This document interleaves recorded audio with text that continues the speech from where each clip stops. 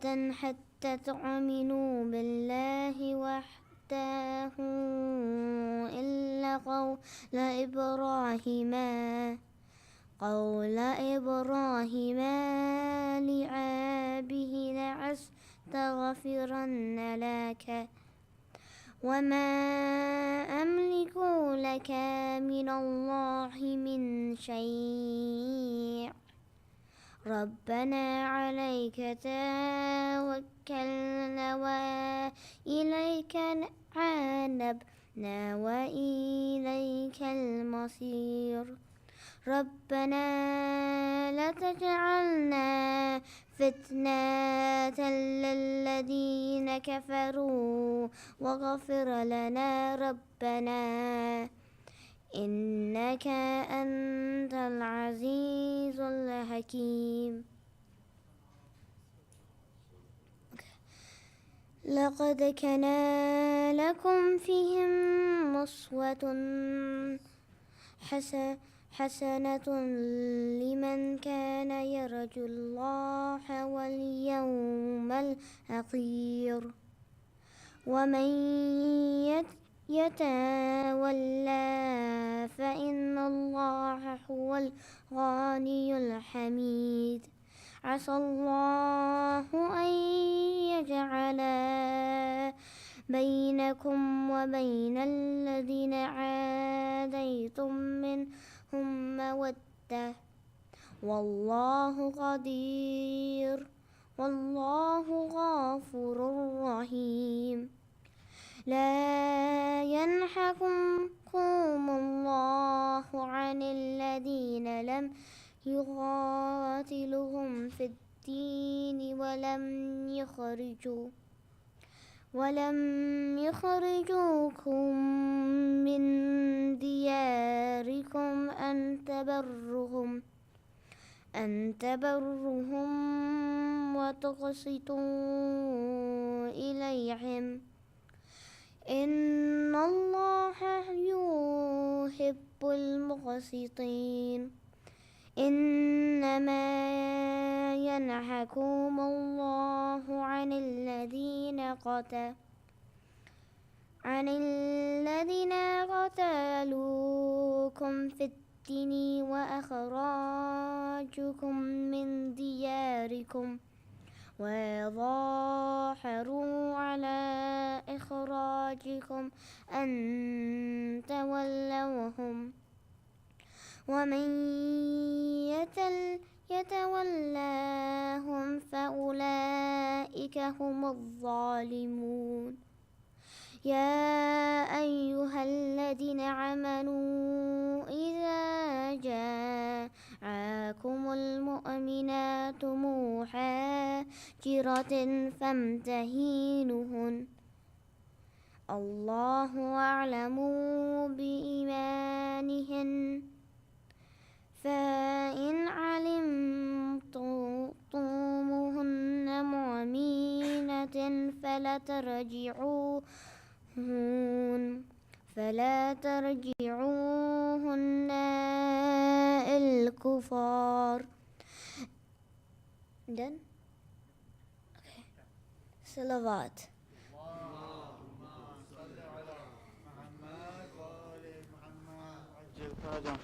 Jazakallah, mashallah, Brother Hadi. Very good, Jazakallah. You forgot your mask. Jazakallah.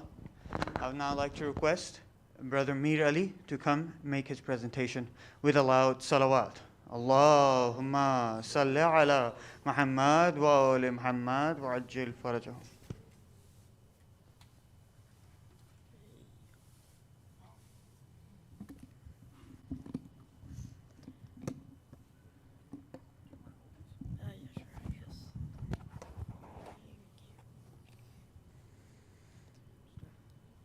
Salawat.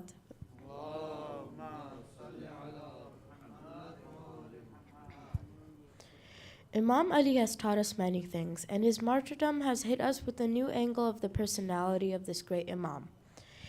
Imam Ali has taught us many things such as loyalty, honor, courage, and humbleness, but the event that caused his martyrdom has taught everyone, while me, forgiveness. Because this great soldier of Allah, salawat,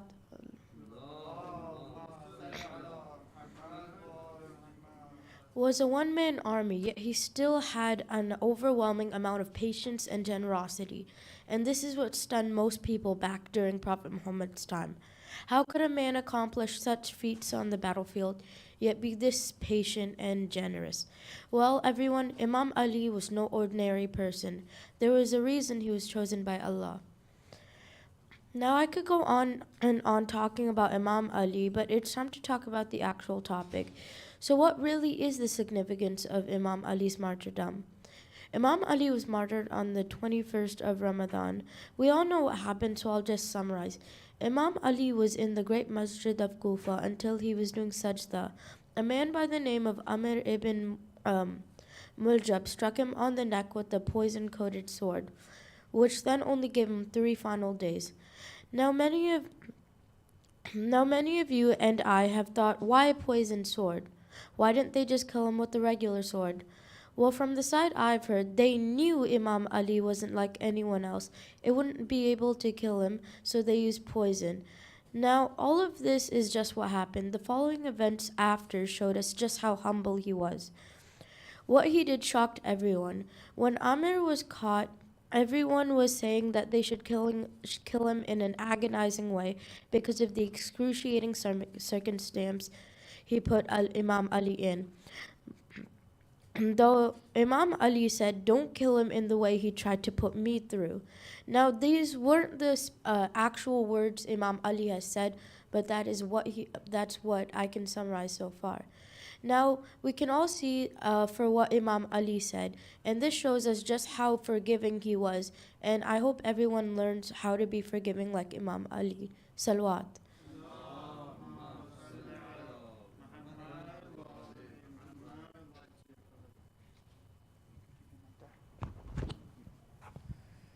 Jazakallah. That was very informative, alhamdulillah. I would now like to request Brother Ayan to please come recite a marsiya with a loud salawat. Allahumma salli ala Muhammad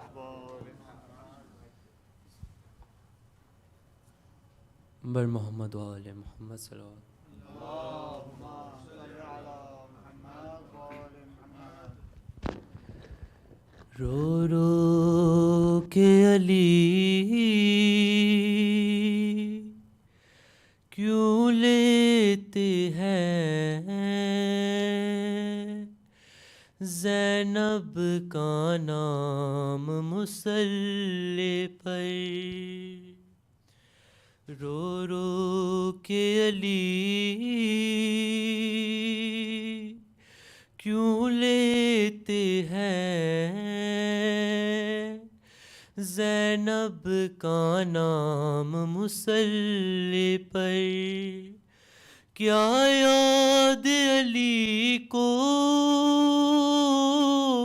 آیا ہے بازار شام مصلی پر رو رو کے علی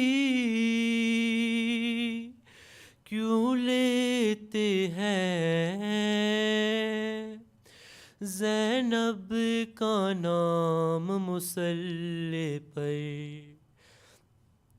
خون جاری تھا زخمی سر سے روتے تھے نمازی صف میں کھڑے خون جاری تھا زخمی سر سے روتے تھے نمازی صف میں کھڑے کس طرح حسن نے رو رو کر کی فجر تمام مصلی پر رو رو کے علی کیوں لیتے ہیں زینب کا نام مصلی پر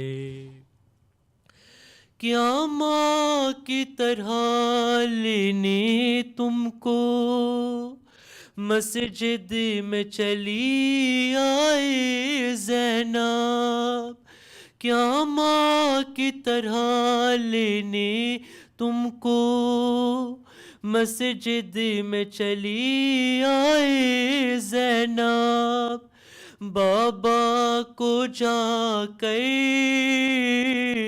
دو فضا، میرا پیغام مصلی پر رو رو کے علی کیوں لیتے ہیں، زینب کا نام مصلی پر، زخمی پہلو جب یاد آیا، زخمی پیشانی بھول گیا، زخمی پہلو جب یاد آیا، زخمی پیشانی بھول گیا، زہرا کی مصیبت پر رویا، مظلوم امام مصلی پر رو رو کے علی کیوں لیتے ہیں، زینب کا نام مصلی پر، یہ پہلی فجر ہے زینب کی، سجدے میں سکون ملتا ہی نہیں، یہ پہلی فجر ہے زینب کی، سجدے میں سکون ملتا ہی نہیں، دل ڈوبتا ہے آتا ہی نہیں، ایک پل آرام مصلی پر رو رو کے علی کیوں لیتے ہیں، زینب کا نام مصلی پر،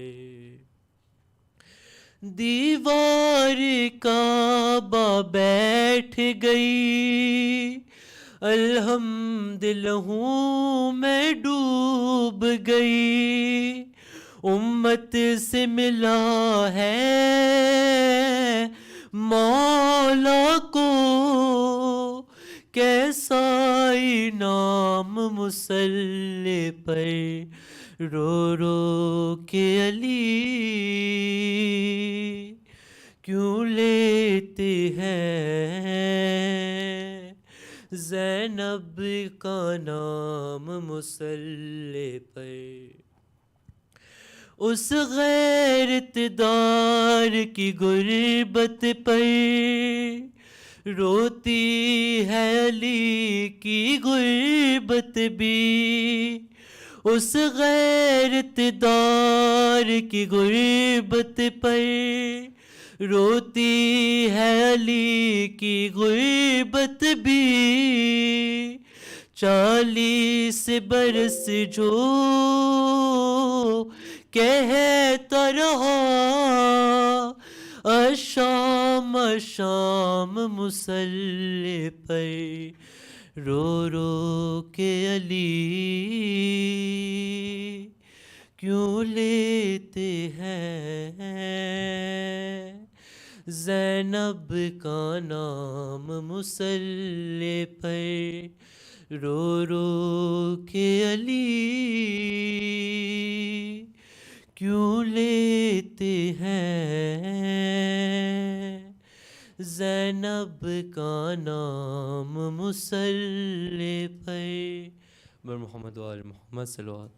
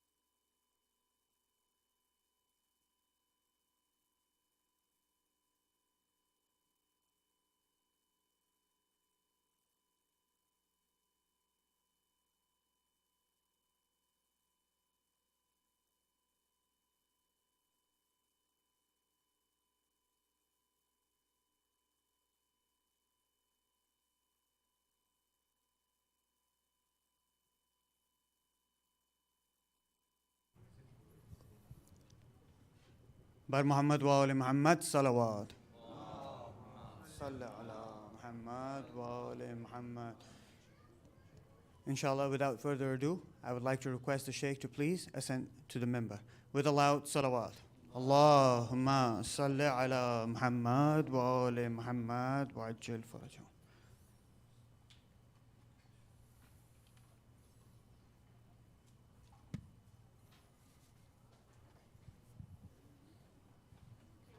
Just bring it to here. There'll be enough room for them. Muhammad wa ali Muhammad salawat. اللهم صل على محمد وآل محمد وعجل فرجهم واستغفر الله ربي واتوب.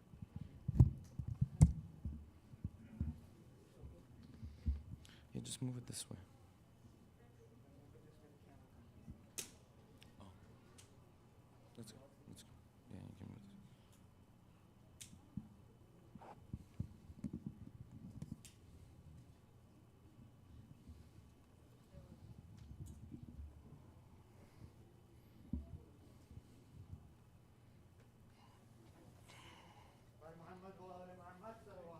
اللهم صل على محمد وآل محمد وعجل فرجهم.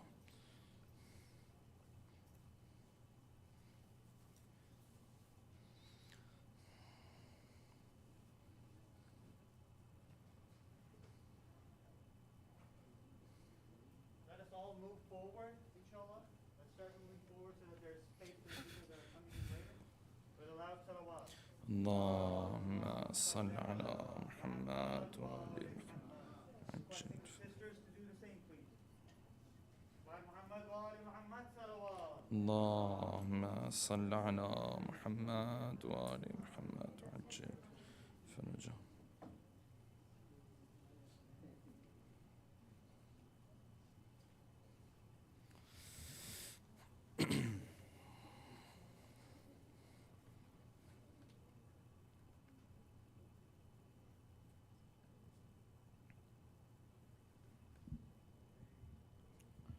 One more salawat, please. اللهم صل على محمد وآل محمد.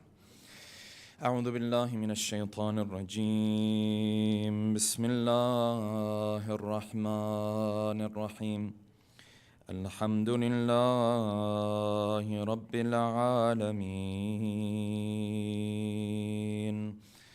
والصلاة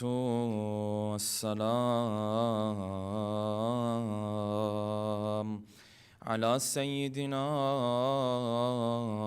ونبينا وحبيب قلوبنا وشفيع ذنوبنا وطبيب نفوسنا أبي القاسم محمد. اللهم صل على محمد وعلى أهل بيته الطيبين الطاهرين واللعنة الدائم على أعدائهم أجمعين.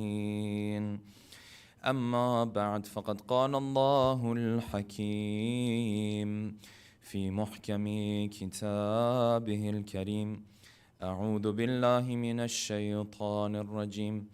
إذ تسعدون ولا تلوون على أحد والرسول يدعوكم في أخراكم. صدق الله العلي العظيم. صلوات اللهم صل على Muhammad. For the love of our beloved Prophet and his beloved progeny, please recite a second loud salawat. Allahumma salli ala Muhammad wa ali Muhammad. For the hastening in the return of our beloved 12th Imam, a third final loud salawat. Allahumma salli ala Muhammad wa ali Muhammad. We discussed the battle of Badr in yesterday's talk, and we discussed how this battle that Allah subhanahu wa ta'ala had set up, even though the numbers did not add up, even though the numbers of the Muslims were roughly a third of what you found on the other side, Allah subhanahu wa ta'ala was the one who granted them victory. And He did so by doing a number of things. Amongst those things that He did was the rain that He sent down the night before. Amongst those things that He did was that he placed them in a position to give them the advantage. Amongst those things that he did was that he granted them a little bit of sleep the night before so that they could be well rested for this battle. And probably the most important in some ways, the thing that he did was that he granted them 3,000 angels who would fight by their sides. And interestingly enough, the Quran said that none of these angels really fought with them anyways. They did not need these angels. The only reason why Allah subhanahu wa ta'ala granted them these angels was so that they would have the morale. And this shows the faith and the strength that they themselves carried and that they themselves did not fully know about. And we read that in this battle, which was a very short battle compared to some of the other battles of the Prophet, all of the greats and the heads of Quraysh were killed amongst them. And most importantly than all was the Fir'aun of this ummah, and that was none but Abu Jahl. And after the war came to an end, and after Ali ibn Abi Talib played the role that he played, then there were disputes with regards to the ghanaim. There were disputes with regards to the captives of war, and we read and heard that the Prophet freed many of those who came to war against him. The Battle of Badr has now come to an end. The Muslims seems like life is going to be good moving forward. They are now going to return back to Medina. But of course, when one problem goes away, another problem comes. You know, when one test is, you go through one test, another test starts to present itself. And that next test is the Battle of Uhud that we will be discussing tonight, inshallah. And we will do so by posing the following questions. Number one, which person was there who automatically now became the de facto leader amongst Quraysh after the Battle of Badr and after all of the leaders of Quraysh were killed in the Battle of Badr? Number two, how did the heads of Quraysh in Mecca prepare themselves and their people for the Battle of Uhud? Number three, who was the first to come to the battlefield and take out the flag bearer in the Battle of Uhud on the side of the mushrikeen? Number four, which mountain was there that the Prophet was extremely worried about and that Khalid ibn Walid used to then attack and ambush the Muslims from behind? And number five, and finally, what event took place in Uhud that would never repeat itself in Islamic history? And what is the theological importance of this event that took place? Tonight, inshallah, we'll delve into these 5 questions with a loud salawat ala Muhammadin wa Ali Muhammad.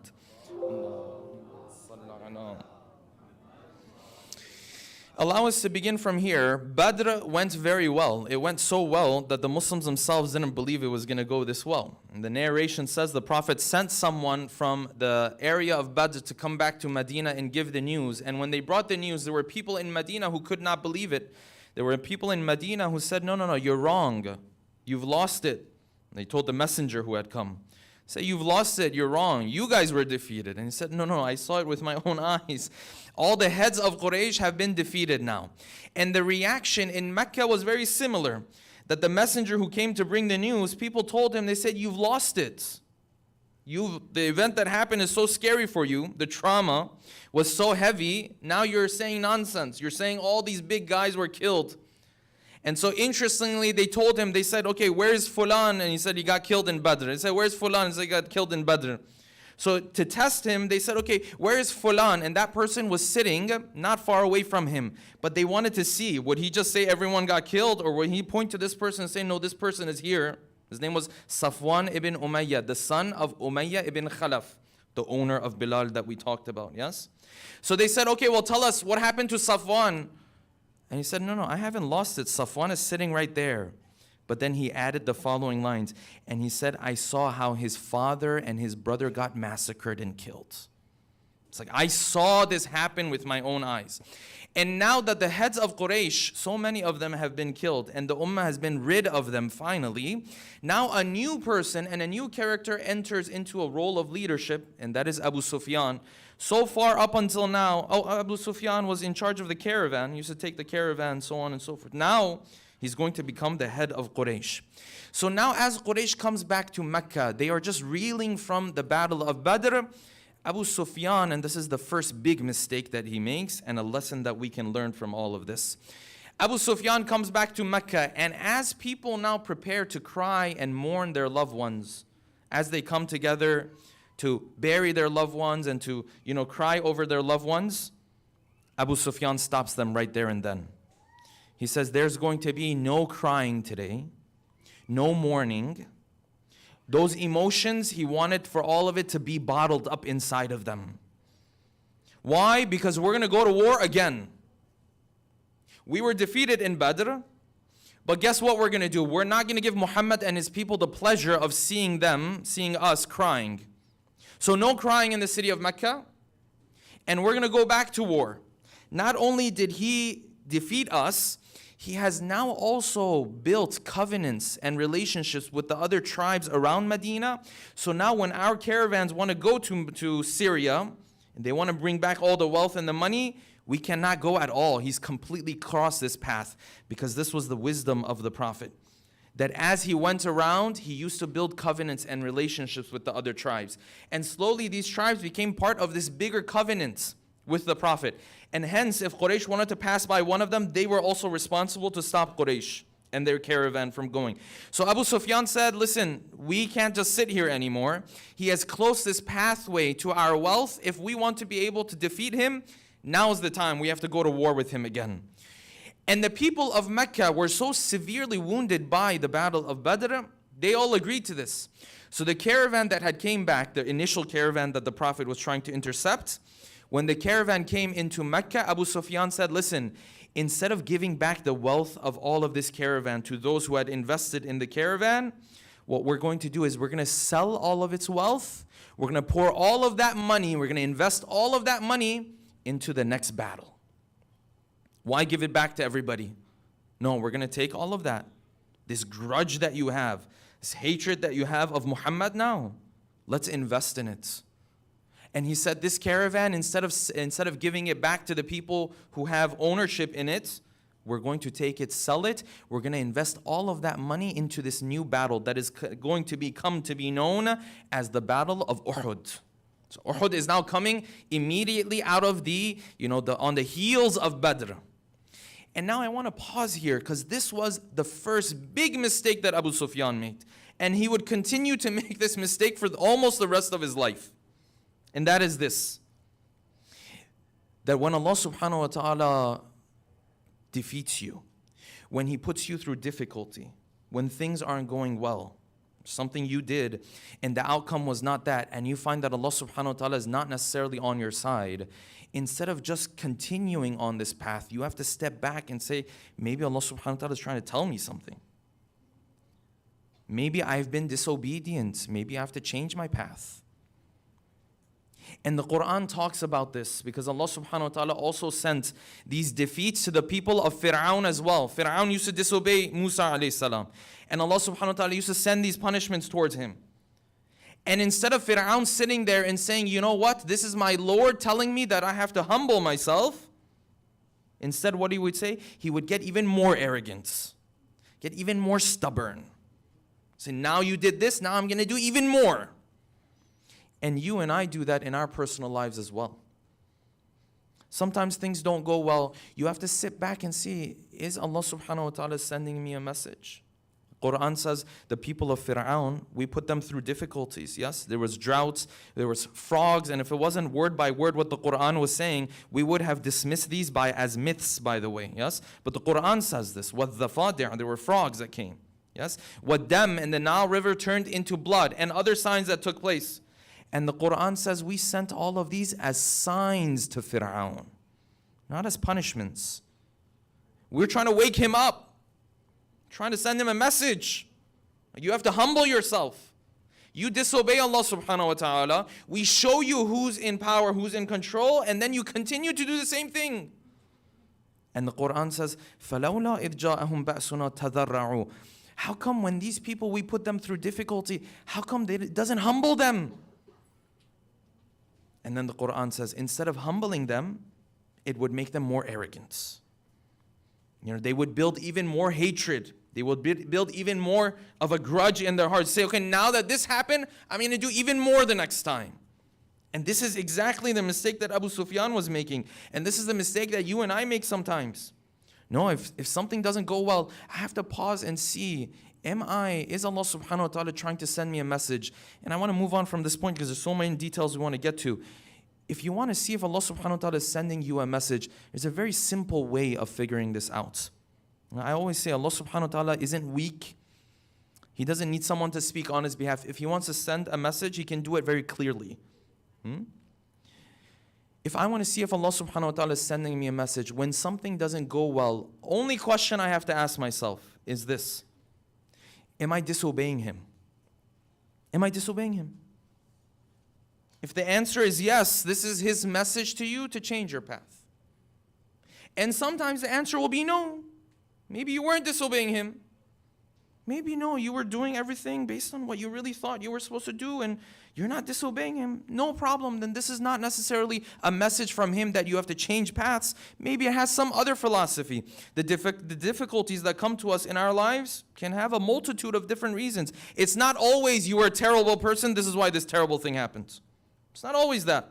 And unfortunately, you will find people who will speak on behalf of Islam and push this idea that everything that is bad that happened is because you did something and you were terrible. No, who said so? Our religion is not so simplistic.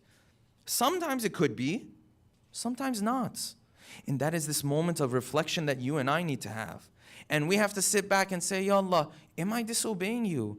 If I am, then this is a clear message from you that I have to change my path. Because with Fir'aun and Abu Sufyan, this is exactly what Allah subhanahu wa ta'ala was doing.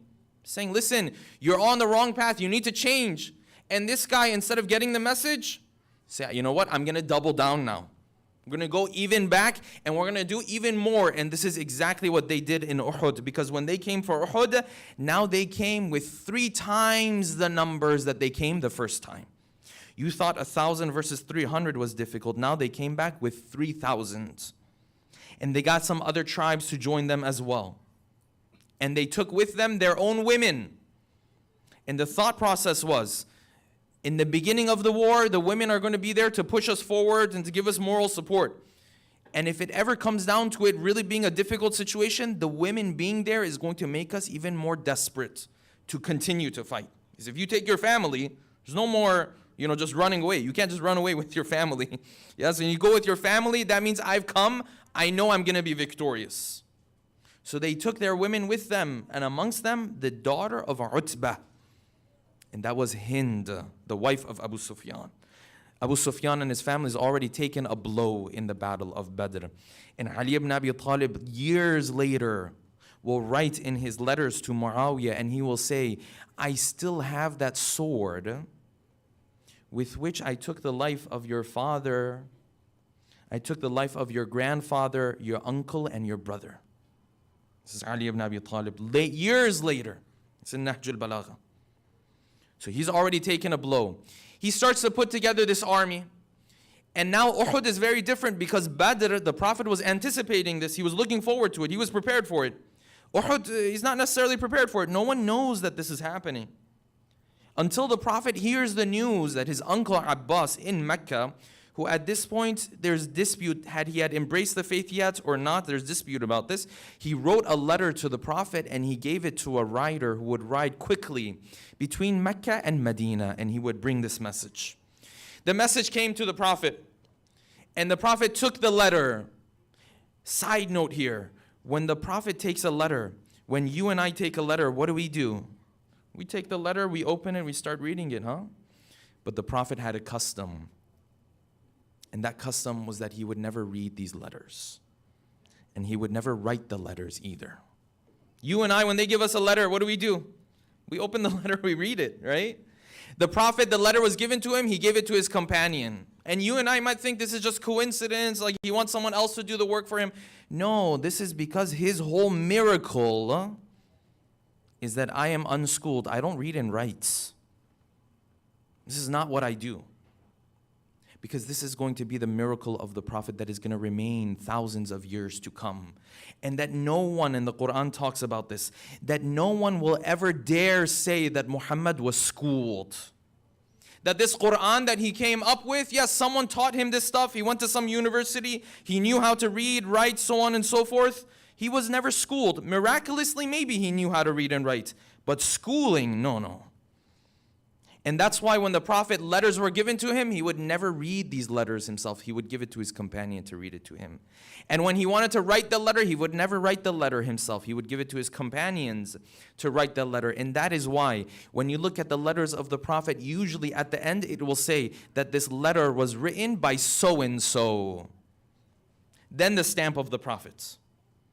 This is, see the Prophet where his vision is? And the Quran says, if you had been reading or writing, people later on would have come and said, they would have doubted. Oh yeah, he can read it. He's schooled as well, just like everybody else. The Prophet is thinking about his miracle for 1400 years and counting, yes? So they brought the letter to the Prophet, gave it to his companion, said, read the letter to me. But he told him to read the letter to him secretly, not in front of others. The letter said, an army is coming towards you bigger than the army of Badr. And the Prophet told the person who read the letter to him, he said, you will not speak of this to anybody. The wisdom, how he controls the morale of these Muslims, unbelievable. He said, you will not speak of this to anybody. He said, it's between you and me. Then he himself took a companion of his, Hubab ibn Mundhir. He said, Hubab, you're going to go be my scouts. Go and scout out and figure out what their numbers are actually like verify the information that has been brought to me. Go and verify. Hubab went, came back, and the Prophet had told him, he said, if their numbers are high, do not tell me in front of others. Because information is this important. You open your mouth sometimes, I open my mouth sometimes, when it's not the right time, you create problems. How many times do we see this on a personal level? We say something when we're not supposed to say it, then sometimes for months or years, you have to go back, try to fix it now. He said, not in front of everybody, because then they will start to panic. Hubab went, came back, told the Prophet, Ya Rasulullah, the numbers are exactly what they told us the numbers are going to be. This is an army that is now bigger than the army of Badr. The Prophet brought his companions together, and he was going to do a consultation with them. And his opinion was that we would stay in Medina, and this was give us an advantage. Because when you're in your own boundaries, it's a lot easier for you to do things. And this is where the consultation went back and forth, just like it went back and forth with the Battle of Badr. And some came and said, yes, Ya Rasulullah, we should stay in Medina. Some said, no, we should go outside of Medina. And you know who doesn't have an opinion again? Ali ibn Abi Talib doesn't have an opinion. But you're so strategic. You're the one who went to the battlefield before anyone in Badr. You're the one who changed the whole tune of the whole war in Badr. What's your opinion? I don't have an opinion. The Prophet already gave his opinion. This is a lesson for you and I. When Islam gives its opinion, that's the opinion. And then you and I sit there and say, you know, this God who created me and billions of other human beings and he's running the whole world, I know he said this, but let me see what my opinion is. Let me think and verify. Is he really, did he get it right here? This is what you and I do. We think we're smart. We think we're...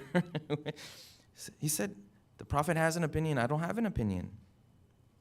And there was back and forth, and finally the Prophet saw that most of his community wants to do what? Most of the community is saying, no, we have to leave.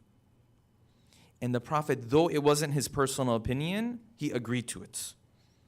He said, fine. He went to wear his armor. While he went to wear his armor, some of the companions came back. They said, Ya Rasulullah, we regret pushing so hard. We take back our word. Let us just stay in Medina like you had suggested. And the Prophet said, when a prophet puts on his armor, he doesn't take it off anymore. This is, you can't have this undecisiveness. Yes? This is, we made this decision, we're going to move forward with this decision. And this is the wisdom of the Prophet himself, yes? That for some reason, if he puts on this armor now, if he's now in a position to take it off, then maybe it creates even more doubt every step of the way that you go. Well, maybe we should have done this. Maybe we should have done that. He said, no, we agreed to this decision, though it wasn't even his own decision. But he said, when a Prophet puts on his armor, that is it. You have to move on with that decision.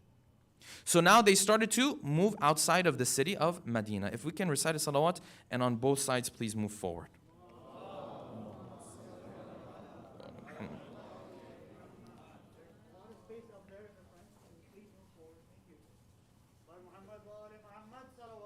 اللهم صل على محمد وآل محمد وعجل فرجه. اللهم صل على محمد وآل محمد. اللهم صل على محمد وآل محمد وعجل فرجه. One more salawat, please. اللهم صل على محمد وآل محمد وعجل فرجه. The Prophet now starts to head out of the city of Medina, and he moves towards the mountain of Uhud. For perspective, this mountain of Uhud is not far away from Medina. It's a couple minutes away. If you visit Medina, sometimes you have the opportunity to go visit Uhud as well. It's very close. So they start to head out. He gives his flag to Ali ibn Abi Talib. And now they start to head out towards this area of Uhud. The distance between Medina and Uhud, very small distance. By car, it might be 5 minutes, something like that. But on this distance, as they are heading out, then a group of people who would then be known to be the munafiqeen of the ummah of the Prophet. And at the head of them, Abdullah ibn Ubay. It's a name we've talked about before as well. Side note, Abdullah ibn Ubay was supposed to become kind of the king of Medina before the Prophet showed up. When the Prophet showed up, of course, he lost that authority in that position. And because of that, he always had issues with the Prophet. And until the final moments of his life, because he didn't get his hands on that authority, he did not believe in the Prophet. And what he's about to do is one of the biggest problems he's going to create for the Prophet. This army is now heading out. The army of the Prophet, he's been able to put together 1,000. On the other side, 3,000 are coming. All of a sudden, in a couple seconds, a third of this army is going to go back to Medina. Why? Because Abdullah ibn Ubay, he came up with his own excuse. He said, Ya Rasulullah, what are we doing? We're going to fight outside of Medina. We're all going to get massacred here. I don't want to come anymore. I'm going to go back with my people. And out of this 900 something, 300 something went back with him. And they said, come back, the Prophet is here. And he said, this is the decision that we have to move on with. And he used to say, لَوْ نَعْلَمُ قِتَالًا لَاتَّبَعْنَاكُمْ. If we thought this is actually going to be a battle, I would have come with you. In other words, you're all going to get massacred here. This was his excuse. That like, I don't think this is the best. In reality, he just didn't want to deal with the situation. This was his excuse. And this is the differentiator between the one who believes in the Prophet and the one who doesn't believe in the Prophet. It's not the one who just says Muhammad is my messenger. It's the one who actually does what the Prophet asks him to do. This is the differentiator. You and I, we say yes. They ask us, you're Muslim. Yeah, I'm Muslim. But Muslim means the one who submits. We read in the dua yesterday, قَلْبِي لِقَلْبِكُمْ سِلْمٍ. My heart is with you. وَأَمْرِي لِأَمْرِكُمْ مُتَّبِعٍ. But my affairs also follow your affairs. The way I do things is actually the way you tell me to do things. Not just I sit there and say, yeah, we're part of this camp. Abdullah ibn Ubay, he used to pray in front of people too. He used to tell, I'm with the Prophet too. This is what he used to say. But when it really came down to it, he said, no, I don't care what Muhammad has to say. And this is a lesson for you and I. To the extent you obey the Prophet, this is the extent of your relationship with the Prophet. It's not based on titles, it's not based on names, it's not based on attributing yourself or myself to the Prophet. It's based on how much you actually obey the Prophet. A third of this army is now heading back. There were other tribes who were going to go back. Allah subhanahu wa ta'ala preserved them, helped them to stay. 700 something now come to the mountain of Uhud. And now the Prophet is positioning this. And of course, I wish we could have like the map up so you could see, but I'll try my best to explain it. And the Prophet, he positioned things in such a way that the mountain of Uhud, which is a really big mountain, was behind him. So imagine this wall that is behind me is the mountain of Uhud. There was another mountain to the left of the Muslims. This is where the Muslims were. Behind them, the mountain of Uhud. To the left, imagine this wall, was another mountain known as the mountain of Aynain. Name's not too important. This was another mountain. And the Prophet from the very beginning was worried about this mountain because he felt like there could have been an attack by going around it. And so initially he set up 50 archers on this mountain as well. This is the army of the Prophet, Uhud, the other mountain, and on this side is the disbelievers. I'm sorry to put you guys where the disbelievers are. But this is just how the positioning of the thing happened, right? So he set up archers on this side.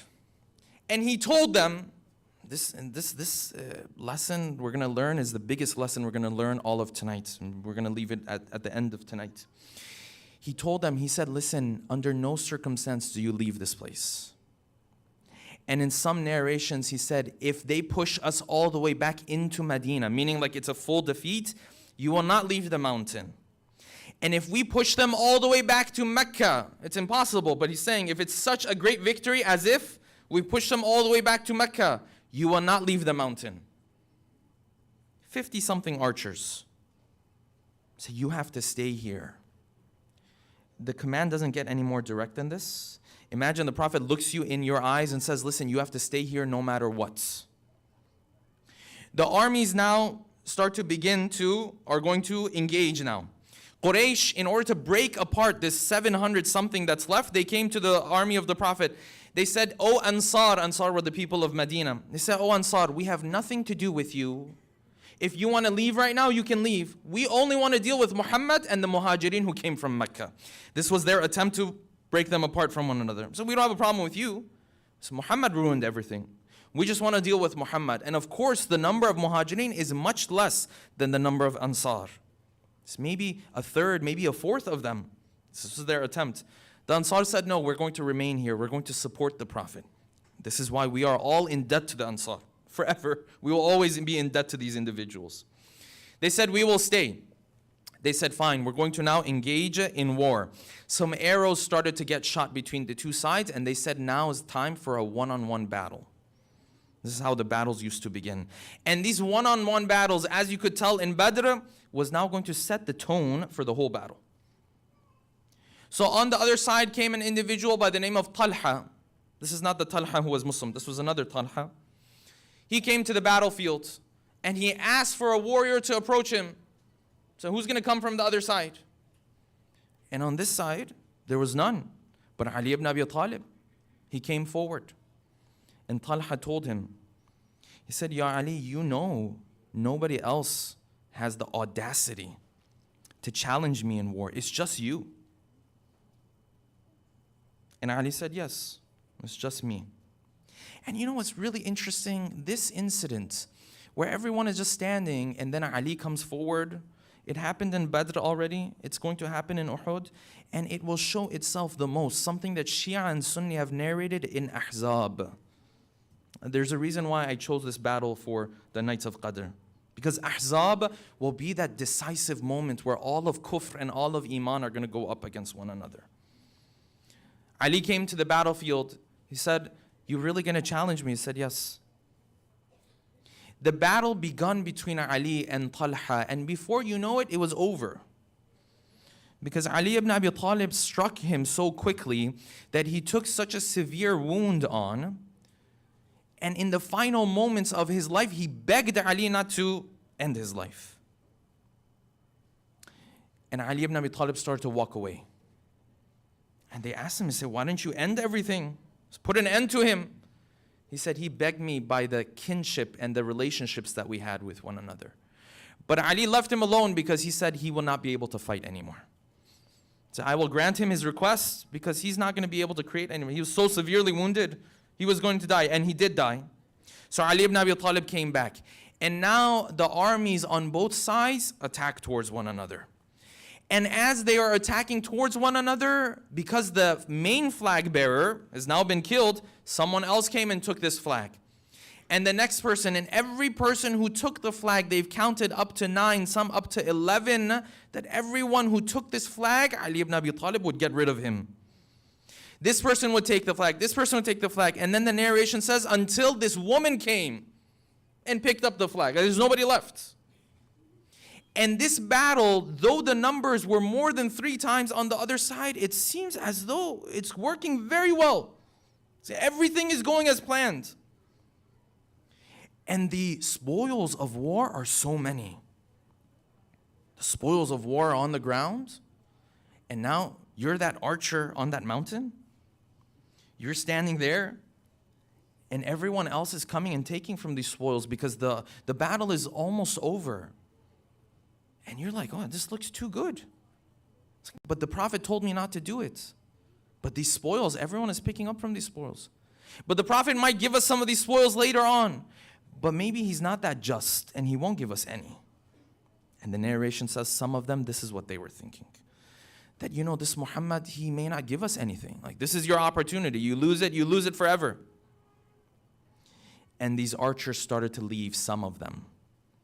And it's very beautiful. The Quran never generalizes because every person has his own duty. The Quran says, مِنْكُمْ مَنْ يُرِيدُ الدُّنْيَا وَمِنْكُمْ مَنْ يُرِيدُ الْآخِرَةِ. Some of you guys were after the dunya and you left. And some of you, no, you persisted. These archers started to leave one by one, and on the other side, this army that had a little bit of strength still left on it, on the side of the mushrikeen, this great commander, Khalid ibn Walid, he saw this situation. And he called his own tribes, and with many of them, the people who had horses, because not everyone in the battlefield had horses. He rode with his companions around this mountain of Aynain. Many people assume he went around the mountain of Uhud. The mountain of Uhud is so big, if you try to go around it, it'll be nighttime. He went around the mountain of Aynain. And now all of a sudden, these Muslims, many of them have even put down their weaponry because they feel like everything is ended. All of a sudden, they are being attacked from the back. And all chaos broke out.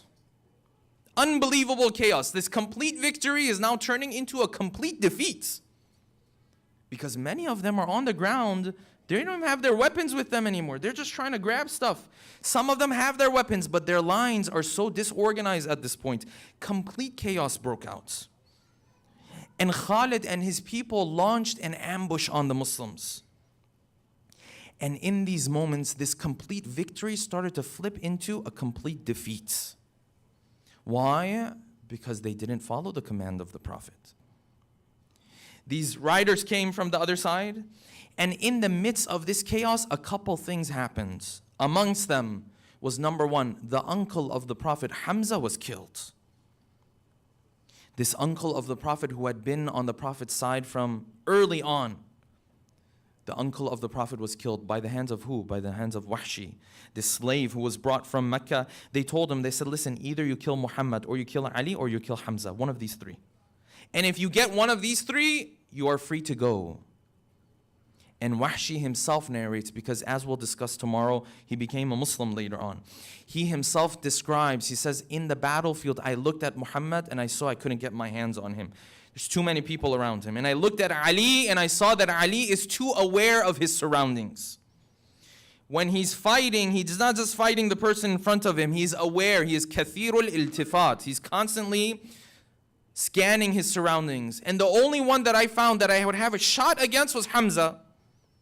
And that was because Hamza was already busy in the war. And he says, I hid behind one of the bushes in the battlefield. And as Hamza, in the battlefield, it's chaos. It's not like we think. It's not like the movies that we see, yes? Where the guy is running and all the arrows are coming, none of them are hitting him, right? I don't know if you've seen those movies, right? He runs, none of the arrows hit him. He takes one arrow, it hits the place they're supposed to hit. This is the movies. This is the real battle. This is the real deal. It's chaos, and in the midst of this chaos, Wahshi says, I took my spear and I threw it directly into the body of Hamza, and forgive me, it came out the other way. And he says, Hamza turned around and he looked at me and he started to charge towards me, but his body could not take it and he fell. And what happened to the body of Hamza we'll discuss tomorrow. One of the greatest masa'ib of the Prophet. It's very difficult what they did to the body of Hamza. Hamza is now killed in the battlefield. Amongst the other things that is happening in these moments is that a companion of the Prophet who looks like the Prophet is also killed. And now in the midst of all of this chaos, rumor spreads that Muhammad is dead. And if the Prophet dies, it's the end of everything. It's not the end of this battle. That's everything. And so many of these Muslims, they gave in even more and they started to run away. Because at this point they said, well, Muhammad has died. Well, then we have to run for our own lives. So we can't just sit here and persevere. We might as well run away and maybe we live. Some of them started to run back towards Medina. Medina was close by. And some of them started to run up the mountain of Uhud to find some sort of refuge in this mountain. And this is that incident that would never happen before this moment. It would never happen after this moment. This is the only time in Islamic history where this ever happened. And it's so critical, the Quran talks about it. He says, إِذْ تُسْعِدُونَ, remember those moments when you were going up the mountain, وَلَا تَلْوُونَ عَلَىٰ أَحَدٍ, and you wouldn't even care about anybody. Like you're just running for your life.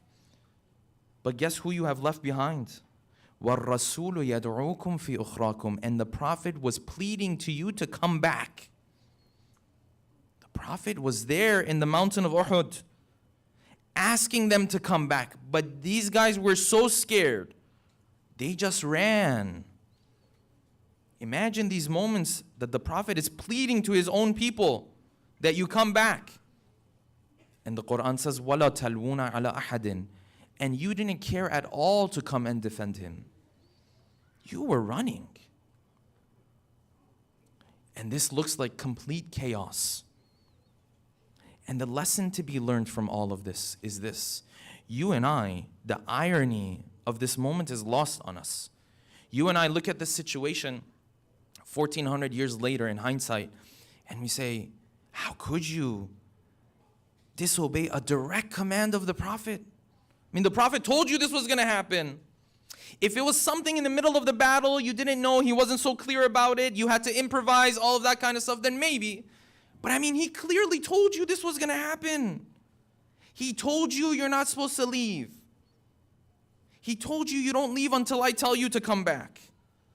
How could you, how is it possible that these people disobeyed a direct command of God? And the irony is that you and I do the same exact thing.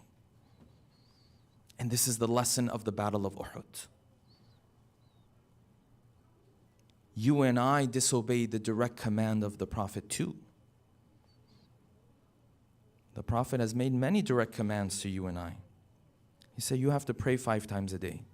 He told you that the dunya will try to get the best of you. It will try to distract you. But don't fall for it. You have to come pray your 5 times prayer. And somehow, some way, we disobey his command. This direct command of the Prophet. The Prophet told you, direct command, that the best of you is the one who has the best akhlaq with his family. And yet somehow, some way, you and I disobey the command of the Prophet. This isn't a direct command. This is a direct command. The only difference between this and that is that over there the Prophet was looking them in their eyes. Here the Prophet, we don't see him. But the command is a direct command. The Prophet told you, you have to observe this dress code, this modesty, you have to lower your gaze. He's very direct command about it. And somehow, some way, you and I end up in a position where we disobey the Prophet. And this is the lesson of the Battle of Uhud. These historical events, I swear, these are not events that just took place then. They all relate to our life today. All of them relate to our life today. The same way this situation looks so terrible to us that the archers are just like leaving this direct command of the Prophet. This is exactly how you and I have to feel when we disobey the direct command of the Prophet. What happens now? And how did the Prophet take this incident that started out as a victory, then turned into almost a complete defeat? How did the Prophet salvage this battle? How did he bring out of it something that counts almost like a victory? This is the wisdom of the Prophet. And who helped him in those moments? That, inshallah, we will leave for tomorrow night. Let us take a moment, inshallah, to dim the lights and take our hearts, brothers and sisters, to the city of Kufa and the household of our beloved Imam. Sallallahu alayka ya Amir al-Mu'mineen, sallallahu alayka ya Ali ibn Abi Talib. The narration says that when Ali ibn Abi Talib had finally come to the final days of his life, when he went to the masjid and he was struck with the sword of the Mal'un ibn Muljam, the narration says that they slowly brought Ali back to his house. Imagine the weakness that Ali ibn Abi Talib is carrying with himself. this warrior of Badr and Uhud and Ahzab and Khaybar, and now he cannot even walk by himself. This warrior who torn the gate of Khaybar, and now he cannot even lift the weight of his own body. The narration says they brought him back to his house, and now some of these orphans in the city are witnessing and noticing that this man who used to come and bring them food late at night is not coming anymore. They are now witnessing that this man who used to come, leave the bread, leave the milk, and leave before they could even see who he is, he's not coming anymore. The footsteps that they waited for every single night to get a little bit of help, a little bit of aid. But Ali has fallen, Ali has been struck. And you can tell these orphans are confused that this man is not coming anymore to help us. The narration says they brought Ali to his house, and the history narrates for us some of the conversations between Kulthum, the daughter of Ali, and the Mal'un ibn Muljam. You all know what goes through the heart of a daughter when she sees what her father is going through. This is the ultimate pain. And the narration says Kulthum turned to Ibn Muljam and she said, "How dare you do this to Amirul Mu'mineen?" And he said, "I did not strike Amirul Mu'mineen. I simply struck your father. Your father is not Amirul Mu'mineen. Your father is not important. I simply struck Ali. I didn't strike Amirul Mu'mineen." And the narration says, Kulthum turned towards him and said, "Ibn Muljam, I just hope and wish that my father makes it out alive out of this wound. I just hope and wish that he lives." And then Ibn Muljam said some words that brought so much pain to the heart of Kulthum. Ibn Muljam said, Kulthum, you think your father is going to live through this. You don't know what I did to this sword. You don't know the poison that I bought for this sword. You don't know how long I left this sword in the poison. There is so much poison on this sword. And the way that I struck the head of your father is not going to live after this. And you can imagine the heart of Kulthum skips a beat. The heart of Kulthum is so full of pain. What happens to the heart of a daughter when she hears these words coming out of the mouth of the one who has killed her father? The narration says, then they called for the doctor to come. And the doctor came and started to examine the wound of Ali ibn Abi Talib. And as much as he tried to examine the wound, as much as he put pieces of cloth on the wound, this blood would not stop. And the organs were essentially giving up at this point. The narration says the doctor turned to Ali ibn Abi Talib and his family, and he said, "Ya Amir al-Mu'mineen, make your will and make your wasiyah, because there's no more coming back from a wound like this." Imagine the emotions of the household of Ali when they hear the doctor say a line like this. When the doctor turns to you, looks you in the eye, and he says, "There's no more hope for your patient anymore." This is the situation in the household of Ali ibn Abi Talib. On a night like this, and in the couple of nights that are to come, what went through the heart of Zainab? What went through the heart of Kulthum? What went through the heart of Hassan and Hussein, watching their father melt away in front of their eyes? But we tell this household, Ya Ahl al-Bayt, there is going to come a time where those final moments are going to be even more painful than what Ali ibn Abi Talib is going through right now. On the 10th of Muharram, there will come a time where the final moments are so painful, even Hussein will not be able to take it anymore. Hussein's heart will not even be able to bear this pain. One of those moments was when his nephew Qasim went to the battlefield. And the narration says that when Qasim was struck on the head, he fell from the horse and he called out, "Ya Amma, my uncle, come to the help and aid and assistance of your nephew." And the narration says that Hussein ran into the battlefield like he had never done before. And the narration says there was dust up in the battlefield. And when the dust settled, all of a sudden we saw Hussein sitting by the body of his nephew. And he was just speaking his final words with the body of his nephew and with the body of Qasim. And the narration says we looked closer and we saw Qasim was in so much pain. He was dragging and pushing his feet into the dirt of the plains of Karbala. And Hussein turned to Qasim and he said, "Ya Qasim, it's so difficult for your uncle to hear your call, but not be able to do anything. How difficult was it for Hussein to watch his nephew in the plains of Karbala? He knows he needs his help, but what help can Hussein offer to him in these moments? He said, Azza wallah ala ammik. It's so difficult for your uncle to witness you in these moments, the pain that you're going through, but there's nothing that your uncle can do. As Qasim takes his final breaths in the plains of Karbala, and Hussein then started to carry the body of Qasim all the way back to the tents of the Ahlul Bayt. Ala la'natullah ala al-qawm al-zalimin. وَسَيَعْلَمُ الَّذِينَ ظَلَمُوا أَيَّ مُنْقَلَبٍ يَنْقَلِبُونَ. We pray to Allah subhanahu wa ta'ala then He gives us the tawfiq to be amongst the true followers of the Ahlul Bayt, inshaAllah. Let us take a moment to recite Surah Al-Fatiha for all of your marhumin and marhumat, especially the marhumin and marhumat of the sponsors of tonight's program, with a loud salawat ala Muhammadin wa ali Muhammad. Allahumma salli ala Muhammad wa ala Muhammad. Bismillah ar-Rahman ar-Rahim.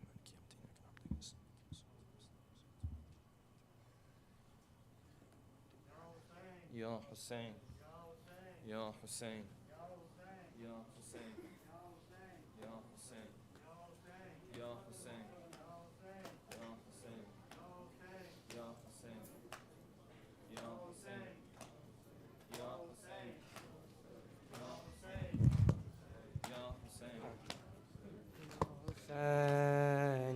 Hussein, Ya Hussein, Ya Hussein, Ya Hussein, Ya Hussein, Ya Hussein.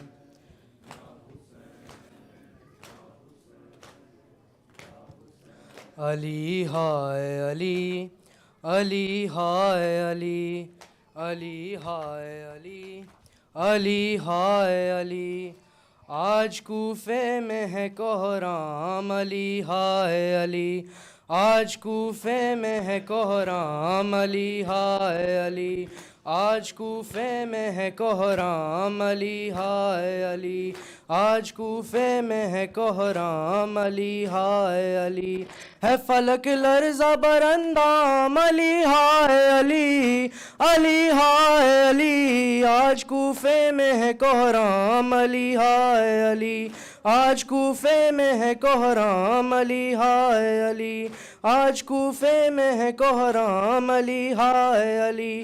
کون زخمی ہوا سجدے میں زمیں کانپ اٹھی، کس کا یہ خون بہا صبح اندھیرے میں ڈھلی، کیوں اجل لائی ہے پیغام علی ہائے علی، علی ہائے علی، آج کوفے میں ہے کوہرام علی ہائے علی، کوہرام علی ہائے علی، آج کوفے میں ہے کوہرام علی ہائے علی۔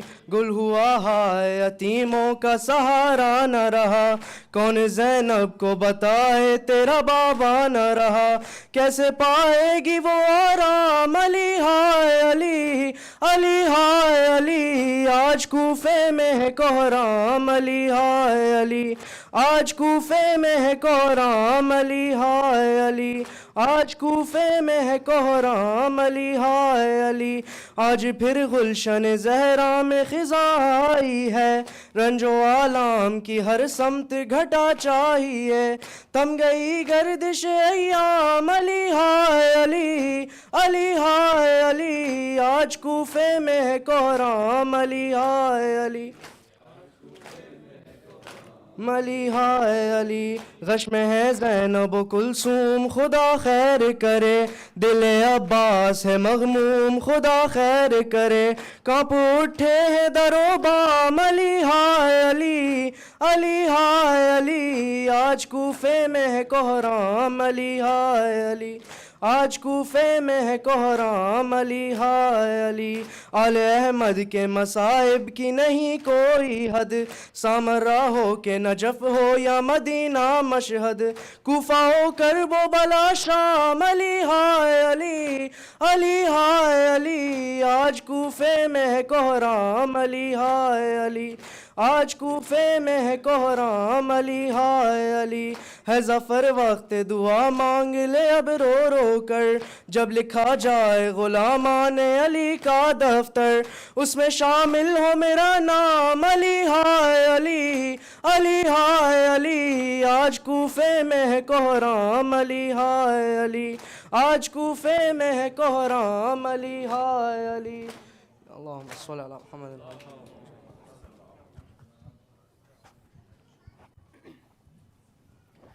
سبحان الله والحمد لله ولا إله إلا الله والله أكبر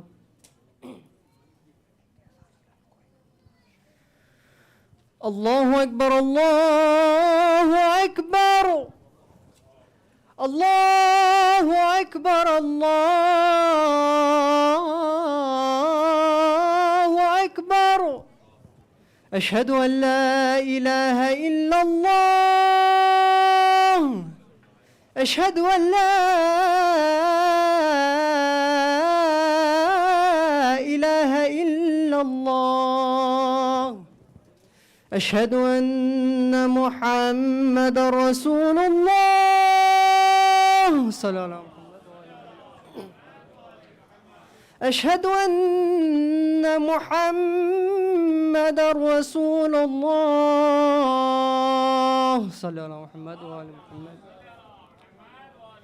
أشهد أن عليا ولي الله أشهد أن عليا هجة الله صلى الله عليه وسلم حي على الصلاة حي على الصلاة حي على الفلاح حي على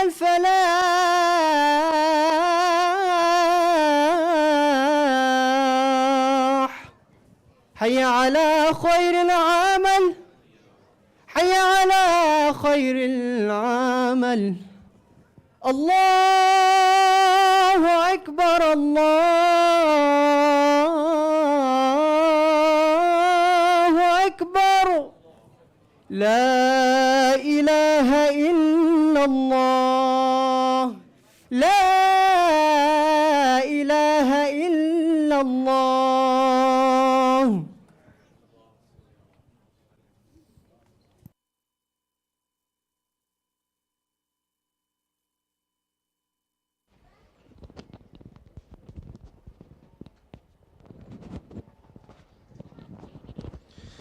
الله أكبر الله أكبر أشهد أن لا إله إلا الله أشهد أن لا إله إلا الله أشهد أن محمدا رسول الله ما صل على أشهد أن محمدا رسول الله ما صل على محمد وآل محمد أشهد أن عليا حجة الله صلى على محمد وآل محمد حي على الصلاة حي على الصلاة حي على الفلاح حي على الفلاح حي على خير العمل حي على خير العمل قد قامت الصلاة قد قامت الصلاة الله أكبر الله أكبر لا إله إلا الله استغفر الله ربي وأتوب إليه الله أكبر بسم الله الرحمن الرحيم الحمد لله رب العالمين الرحمن الرحيم مالك يوم الدين إياك نعبد وإياك نستعين اهدنا الصراط المستقيم صراط الذين أنعمت عليهم غير المغضوب عليهم ولا الضالين بسم الله الرحمن الرحيم قل هو الله أحد الله الصمد لم يلد ولم يولد ولم يكن له كفوا أحد الله أكبر سبحان ربي العظيم وبحمده سمع الله لمن حمده الله أكبر سبحان ربي الأعلى وبحمده. الله أكبر. الله أكبر. سبحان ربي الأعلى وبحمده. الله أكبر. بحول الله وقوته أقوم وأقعد. بسم الله الرحمن الرحيم. الحمد لله رب العالمين، الرحمن الرحيم، مالك يوم الدين، إياك نعبد وإياك نستعين، اهدنا الصراط المستقيم، صراط الذين أنعمت عليهم غير المغضوب عليهم ولا الضالين. بسم الله الرحمن الرحيم. قل هو الله أحد الله الصمد لم يلد ولم يولد ولم يكن له كفوا أحد. الله أكبر. اللهم صل على محمد وآل محمد. اللهم ارزقنا توفيق الطاعة وبعد المعصية. اللهم عجل لوليك الفرج. اللهم اغفر للمؤمنين والمؤمنات والمسلمين والمسلمات. الله أكبر. سبحان ربي العظيم وبحمده. سمع الله لمن حمده. الله أكبر. سبحان ربي الأعلى وبحمده. الله أكبر. الله أكبر. سبحان ربي الأعلى وبحمده. الله أكبر. أشهد أن لا إله إلا الله وحده لا شريك له، وأشهد أن محمدا عبده ورسوله. اللهم صل على محمد وآل محمد وتقبل شفاعته وارفع درجته. بحول الله وقوته أقوم وأقعد. سبحان الله والحمد لله ولا إله إلا الله والله أكبر. سبحان الله والحمد لله ولا إله إلا الله والله أكبر. الله أكبر. سبحان ربي العظيم وبحمده. سمع الله لمن حمده. الله أكبر. سبحان ربي الأعلى وبحمده. الله أكبر. الله أكبر. سبحان ربي الأعلى وبحمده. الله أكبر. بسم الله وبالله الحمد لله. أشهد أن لا إله إلا الله وحده لا شريك له، وأشهد أن محمدا عبده ورسوله. اللهم صل على محمد وآل محمد. السلام عليك أيها النبي ورحمة الله وبركاته. السلام علينا وعلى عباد الله الصالحين. السلام عليكم ورحمة الله وبركاته. الله أكبر. الله أكبر. الله أكبر. إن الله وملائكته يصلون على النبي يا أيها الذين آمنوا صلوا عليه وسلموا تسليما. اللهم صل على محمد وآل محمد. اللهم صل على محمد وآل محمد. اللهم صل على محمد وآل محمد. لا إله إلا الله. لا إله إلا الله. لا إله إلا الله.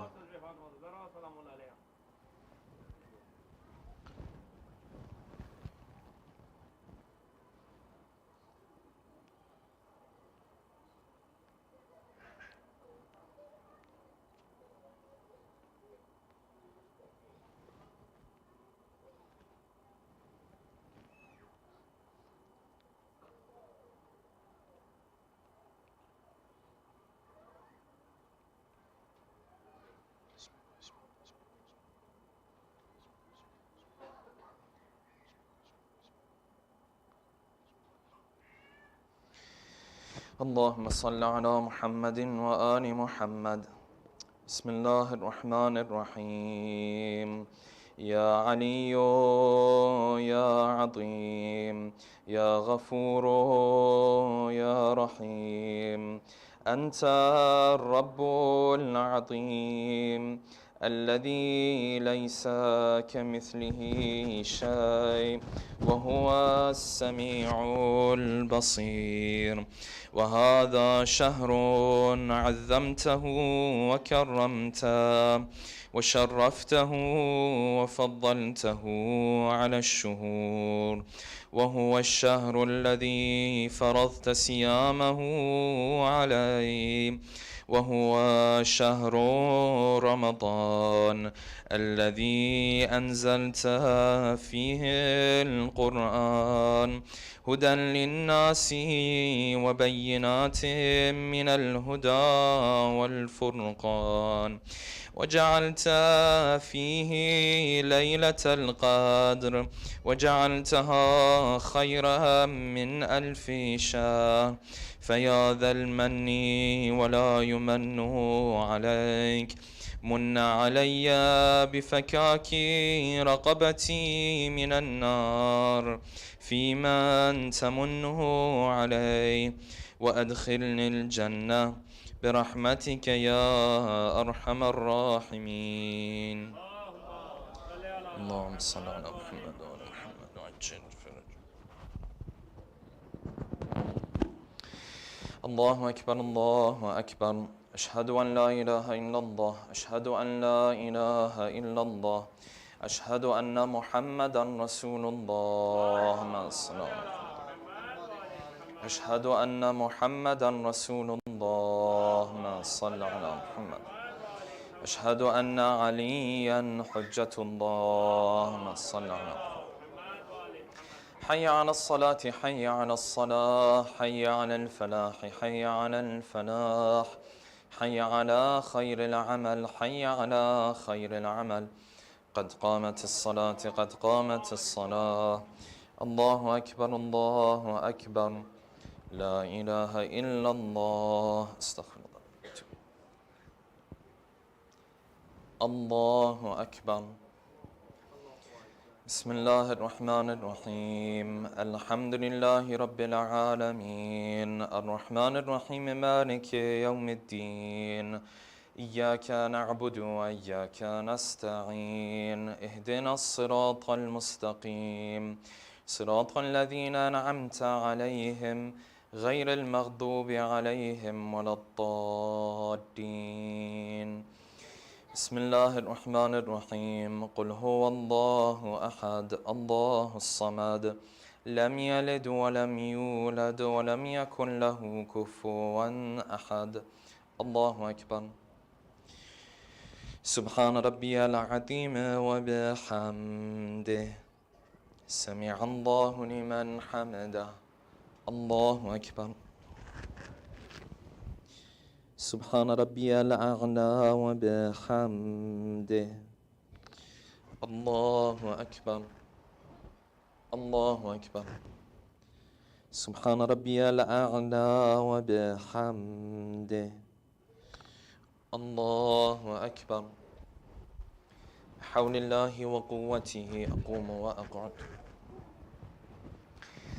بسم الله الرحمن الرحيم. الحمد لله رب العالمين الرحمن الرحيم مالك يوم الدين. إياك نعبد وإياك نستعين. اهدنا الصراط المستقيم صراط الذين أنعمت عليهم غير المغضوب عليهم ولا الضالين. بسم الله الرحمن الرحيم. والعصر إن الإنسان لفي خسر إلا الذين آمنوا وعملوا الصالحات وتواصوا بالحق وتواصوا بالصبر. الله أكبر. اللهم صل على محمد وآل محمد. اللهم ارزقنا توفيق الطاعة وبعد المعصية. اللهم عجل لوليك الفرج. اللهم اغفر للمؤمنين والمؤمنات والمسلمين والمسلمات. الله أكبر. سبحان ربي العظيم وبحمده. سمع الله لمن حمده. الله أكبر. سبحان ربي الأعلى وبحمده. الله أكبر. الله أكبر. سبحان ربي الأعلى وبحمده. الله أكبر. أشهد أن لا إله إلا الله وحده لا شريك له، وأشهد أن محمدًا عبده ورسوله. اللهم صل على محمد وآل محمد وتقبل شفاعته وارفع درجته. بحول الله وقوته أقوم وأقعد. سبحان الله والحمد لله ولا إله إلا الله. سبحان الله والحمد لله ولا إله إلا الله. الله أكبر. لا إله إلا الله. الله أكبر. سبحان ربي العظيم وبحمده. سمع الله لمن حمده. الله أكبر. سبحان ربي الأعلى وبحمده. الله أكبر. الله أكبر. سبحان ربي الأعلى وبحمده. الله أكبر. بحول الله وقوته أقوم وأقعد. سبحان الله والحمد لله ولا إله إلا الله. سبحان الله والحمد لله ولا إله إلا الله. الله أكبر. سبحان ربي العظيم وبحمده. سمع الله لمن حمده. الله أكبر. سبحان ربي الأعلى وبحمده. الله أكبر. الله أكبر. سبحان ربي الأعلى وبحمده. يا لطيف ارحم عبدك الضعيف. الله أكبر. بسم الله وبالله الحمد لله. أشهد أن لا إله إلا الله وحده لا شريك له، وأشهد أن محمدًا عبده ورسوله. اللهم صل على محمد وآل محمد. السلام عليك أيها النبي ورحمة الله وبركاته. السلام علينا وعلى عباد الله الصالحين. السلام عليكم ورحمة الله وبركاته. الله أكبر. الله أكبر. الله أكبر. إن الله وملائكته يصلون على النبي يا أيها الذين آمنوا صلوا عليه وسلموا تسليما. اللهم صل على محمد وآل محمد. اللهم صل على محمد وآل محمد. اللهم صل على محمد وآل محمد. لا إله إلا الله. لا إله إلا الله. لا إله إلا الله.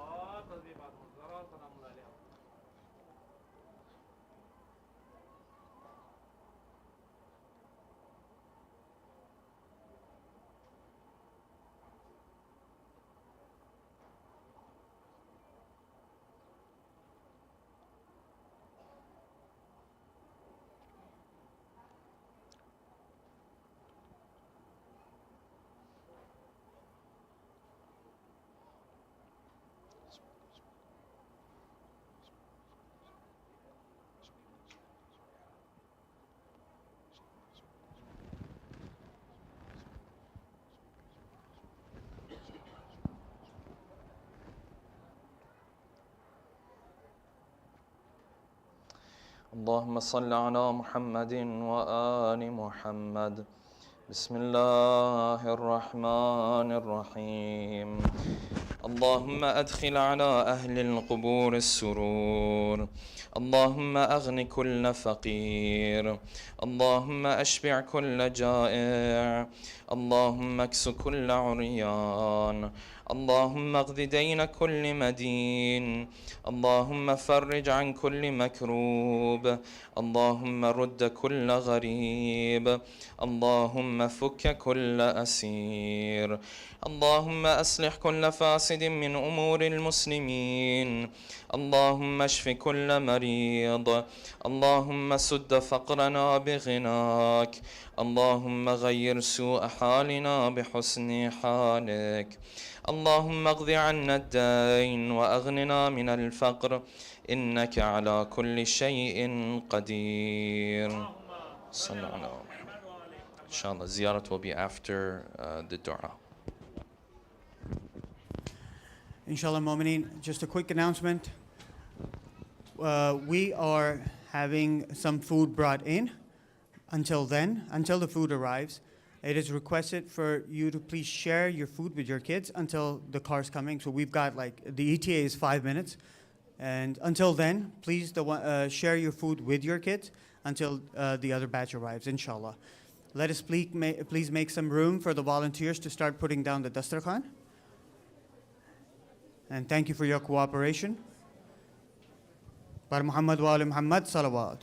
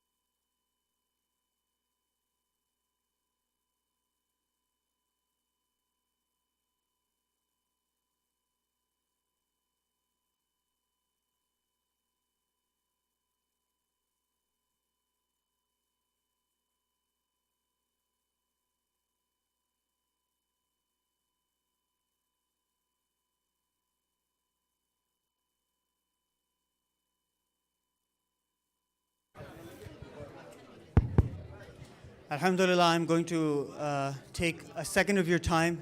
I would like to thank everybody for your cooperation and your patience. Today we experienced some difficulty in food management, and we apologize for that. I would like to request you to please share with your neighbor today, inshallah. May Allah give us sawab for all this. And just a reminder, inshallah, when you, for the families that wish to attend, you and I, everybody, we need to, inshallah, register online on the links that are provided in the WhatsApp announcement so that it can help us better manage food expectations and avoid wastage, inshallah. Bar Muhammad wa Ali Muhammad, salawat.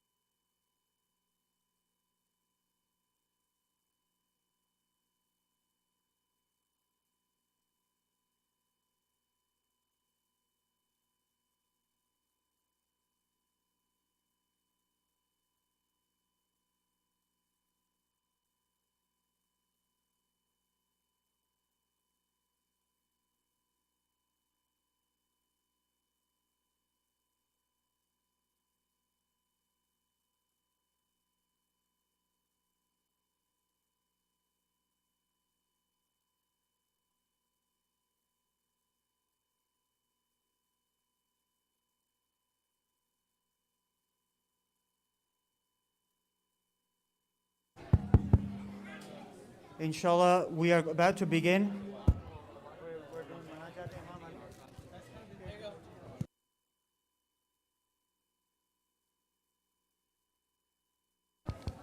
Inshallah, we're beginning Munajat Imam Ali.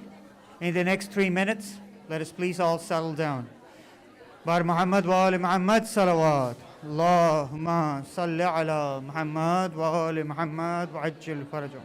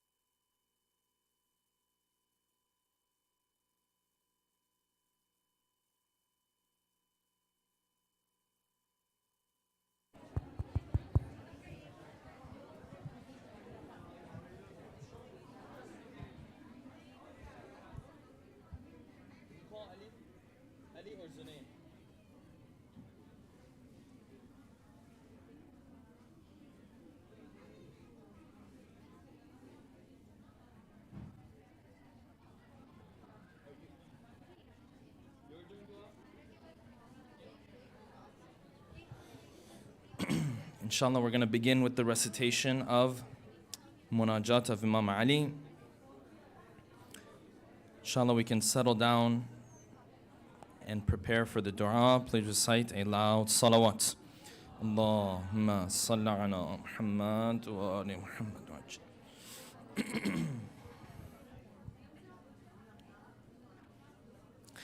One more salawat, please.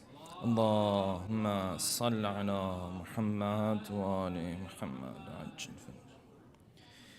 اللهم صل على محمد وآل محمد. بسم الله الرحمن الرحيم. اللهم صل على محمد وآل محمد. اللهم إني أسألك الأمان يوم لا ينفع مال ولا بنون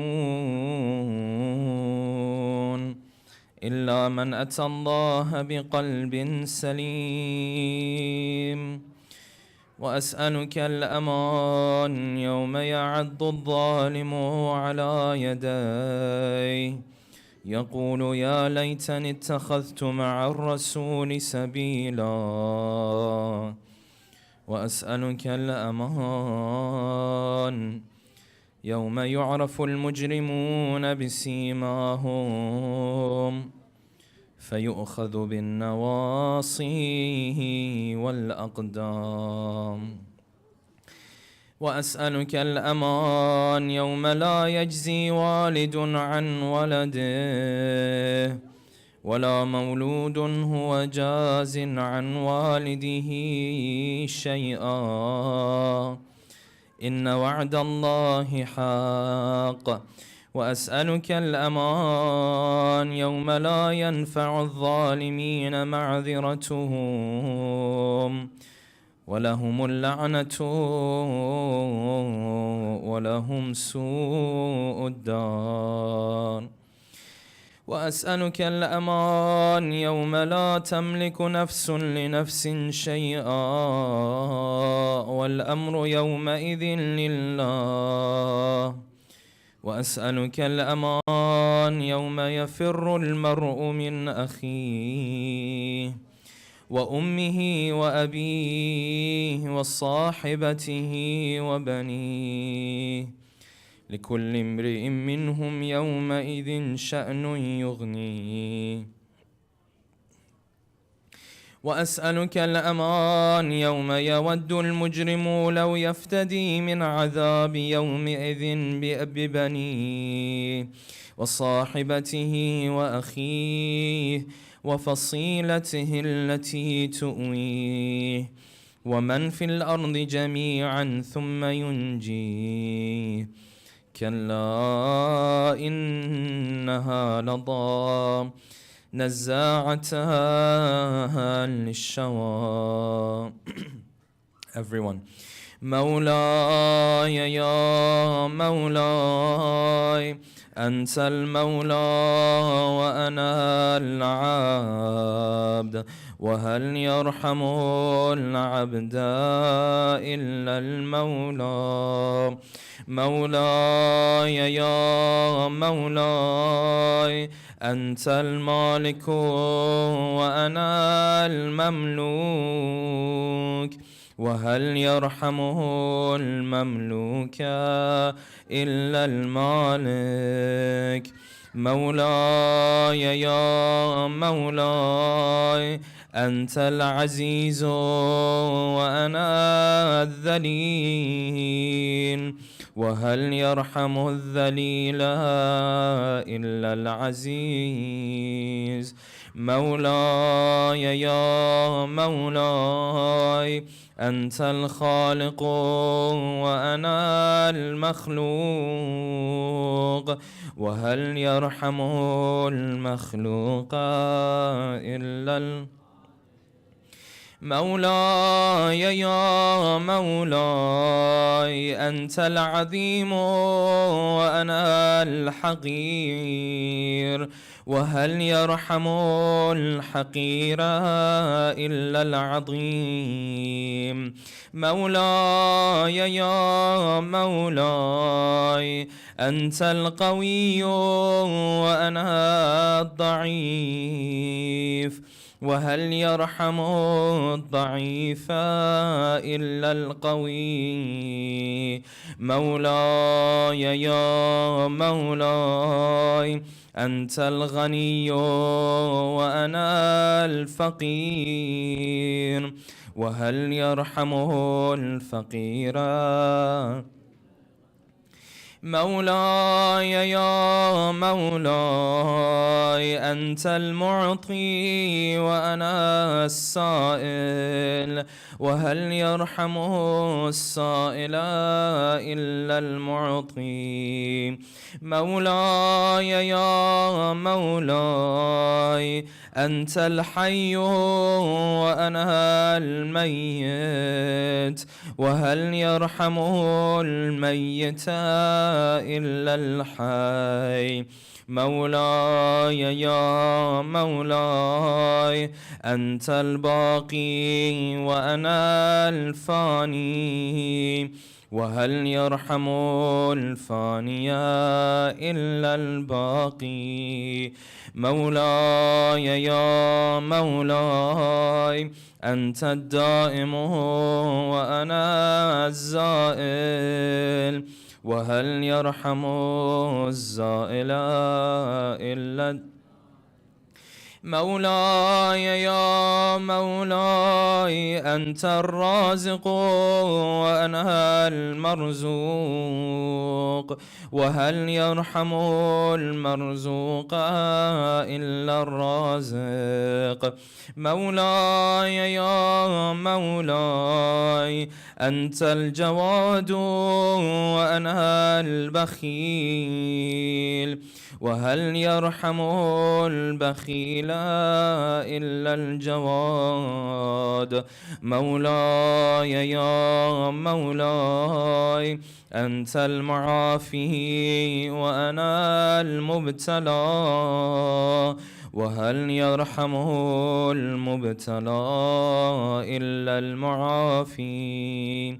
مولاي يا مولاي أنت الكبير وأنا الصغير، وهل يرحم الصغير إلا.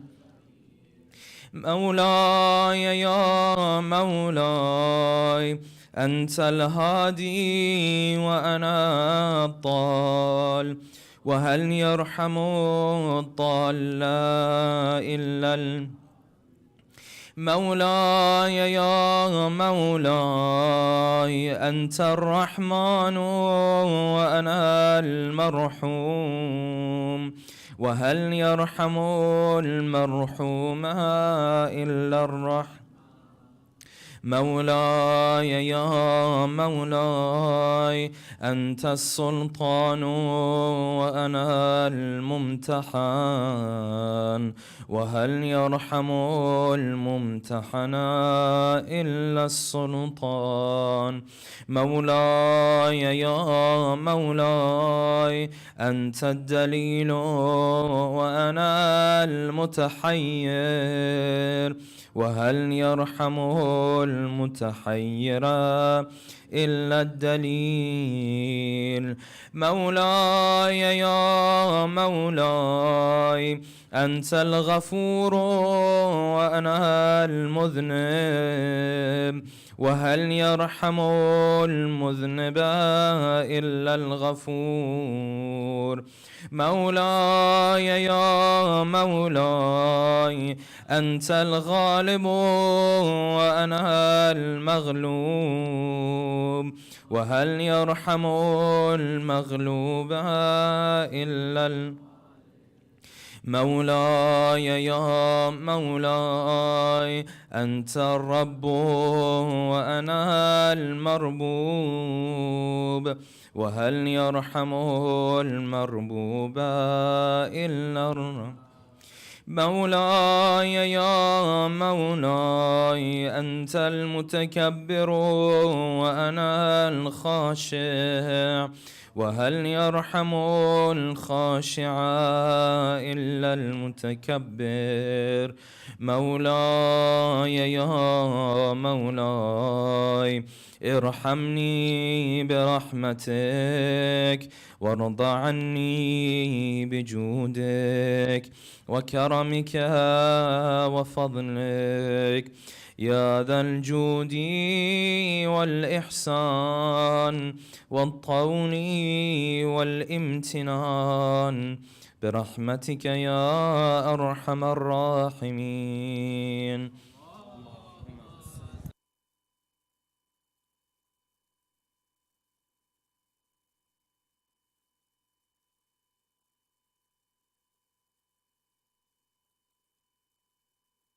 اللهم صل على محمد وآل محمد. السلام عليك يا رسول الله، السلام عليك يا حبيب الله، السلام عليك يا أمير المؤمنين علي بن أبي طالب، السلام عليك يا فاطمة الزهراء سيدة نساء العالمين، السلام عليك يا حسن المجتبى، السلام عليك يا أبا عبد الله ورحمة الله وبركاته. السلام عليك يا السلام على 9 المعصومين من ذرية الحسين. السلام عليك يا صاحب العصر والزمان. السلام عليك يا خليفة الرحمن. السلام عليك يا إمام الإنس والجان ورحمة الله وبركاته. السلام عليكم يا أهل بيت النبوة جميعا ورحمة الله وبركاته.